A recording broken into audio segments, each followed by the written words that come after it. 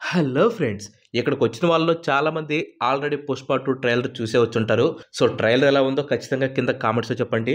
ఇంకా నా విషయానికి వస్తే మాత్రం నేను ఒకటే చెప్తాను, December 5th థియేటర్లో బ్లాస్ట్ అంతే. 1000 కోట్లు బిజినెస్ చేసుకుని 11,500 స్క్రీన్స్లో రిలీజ్ అవబోతున్న పుష్ప 2 ఆల్రెడీ రికార్డ్స్ని బ్రేక్ చేసేసింది. సో రిలీజ్కి ముందే ఇన్ని రికార్డులు బ్రేక్ చేసిన పుష్ప 2ని ఖచ్చితంగా థియేటర్లో చూసి తీరాల్సిందే. అలా ఎందుకు చూడాలనే విషయం మీద ఈ వీడియోలో 5 రీజన్స్ని అయితే డిస్కస్ చేయబోతున్నాను. సో అస్సలు లేట్ చేయకుండా వీడియోలోకి ఎంటర్ అయిపోదాం. Let's get in to the show.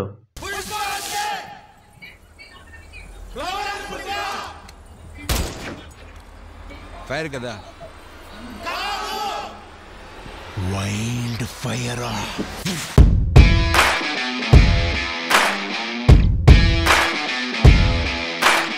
Reason number 1 మీ అందరికి గుర్తుండే ఉంటుంది. పార్ట్ 1 క్లైమాక్స్లో ఇద్దరి మధ్య ఒక హై వోల్టేజ్ ఫైట్ ఉంటుందని చెప్పి అందరూ అనుకున్నారు. బట్ సినిమాలో మాత్రం జస్ట్ వెర్బల్ ఫైట్ని మాత్రమే డిజైన్ చేశారు సుకుమార్ గారు.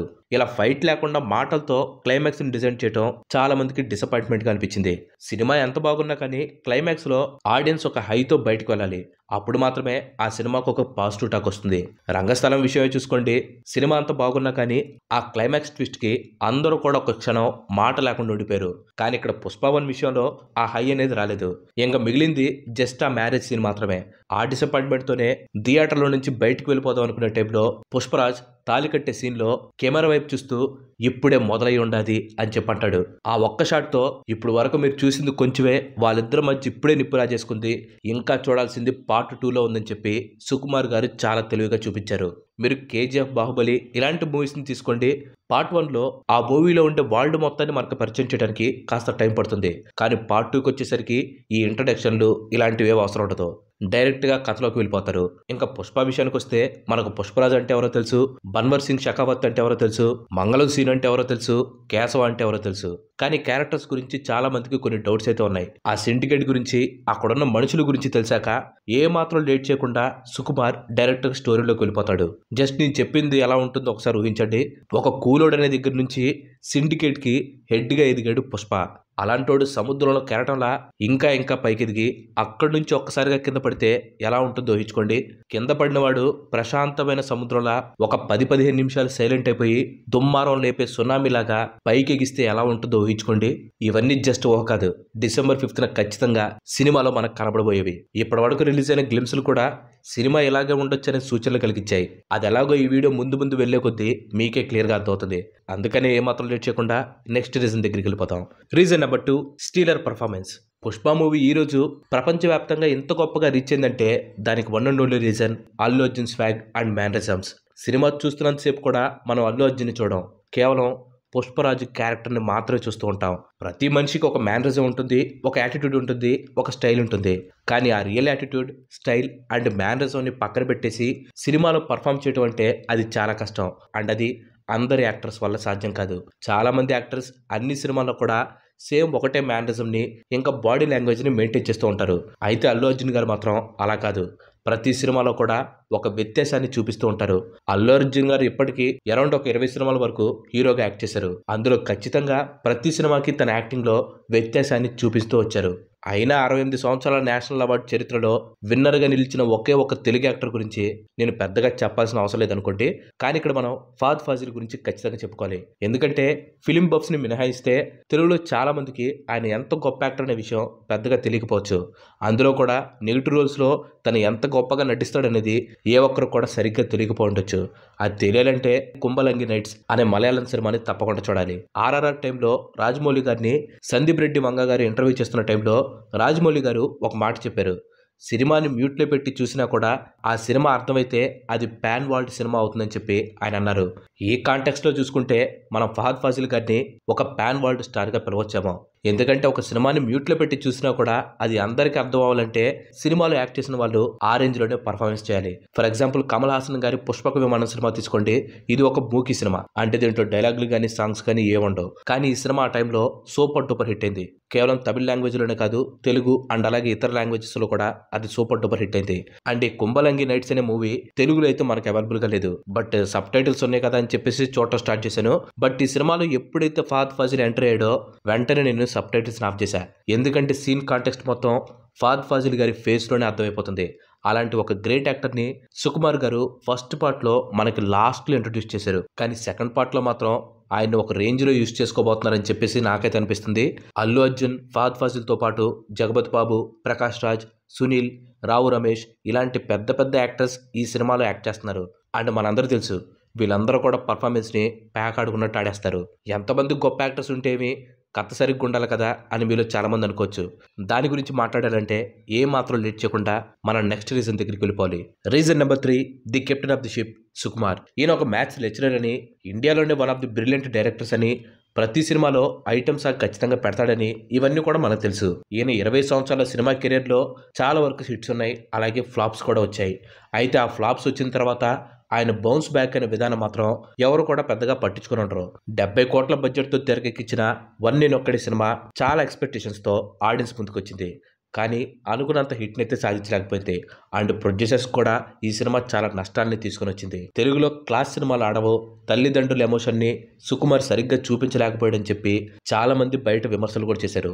అయితే ఇందులో ఉన్న తండ్రి ఎమోషన్ని యూజ్ చేసుకొని నాన్నకు ప్రేమతో అనే ఒక క్లాస్ సినిమా తీసి మంచి బ్లాక్ బస్టర్ను కొట్టాడు సుకుమార్. సుకుమార్ గనక కాన్సన్ట్రేట్ చేసి ఒక మాస్ సినిమా తీస్తే ఇంకా మేమందరం సర్దుకోవాల్సిందని చెప్పి రాజమౌళి గారు ఒక ఇంటర్వ్యూలో చెప్పారు.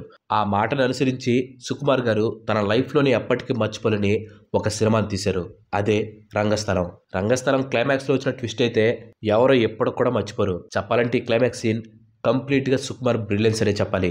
ఇలాంటి ఒక ట్విస్ట్ కానీ పుష్ప 2లో పడింది అనుకుంటే ఇంకా థియేటర్లో బ్లాస్ట్ అయిపోవటమే.